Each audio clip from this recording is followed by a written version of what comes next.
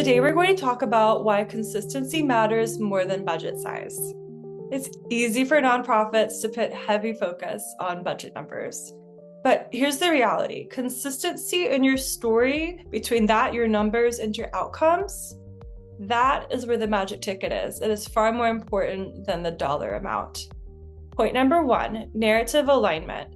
Every piece of your grant proposal should tell the same story.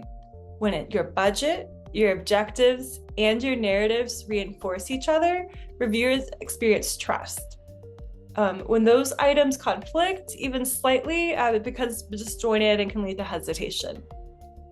Point number 2, confidence over scale. So even with a small budget, you present that clearly and consistently throughout the proposal, that can win over larger and consistent ones. Reviewers are checking more than just math. They're evaluating the leadership, organization maturity, and alignment with their priorities. Point number 3, quiet signals of reliability. So consistency signals reliability, clarity, and predictability. So overlooked details create the opposite. Reviewers intuitively reward organizations that appear coordinated, deliberate, and aligned.